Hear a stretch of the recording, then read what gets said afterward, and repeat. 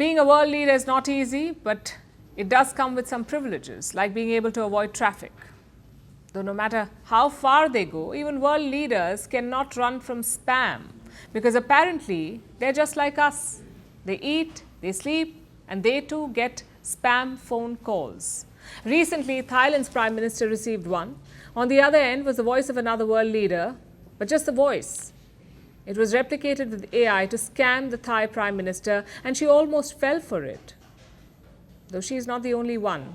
Here's a report. There are few things humanity unites over, including spam calls. We all hate them, but we're all vulnerable to them, including world leaders. Just ask Thailand's Prime Minister Paetongtarn Shinawatra. Recently, she got a voice message. On the other end was the voice of a famous world leader. It said, "How are you? I want to work together." The voice was very clear. Shinawatra recognized it immediately. Soon after, she got a call from the same number, but she missed it. After which, she received another voice message. This time, the apparent world leader cut to the chase, asking for a donation, saying, "You are the only country that hasn't donated yet." The message was so rude that finally alarm bells rang. Shinawatra was taken aback. She realized that, quote-unquote, something was off. And she was right. It wasn't a world leader on the other end of the call, it was a scammer, using artificial intelligence to replicate a voice and scam the Prime Minister. The investigation is underway. So far, no one knows who the scammer is or how they got a Prime Minister's contact details. After all, it's not easy to contact a world leader, obviously. Now, sometimes the details leak, like in 2021 when Emmanuel Macron had to change his phone after it was targeted by spyware. But scammers don't always have to go that far. Sometimes a world leader's personal contact is sitting online for years. Like in the case of Boris Johnson, the former Prime Minister of the United Kingdom.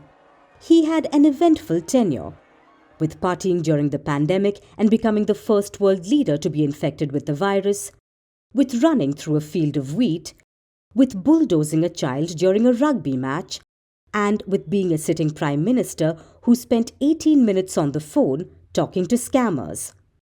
In 2018, he got a spam call.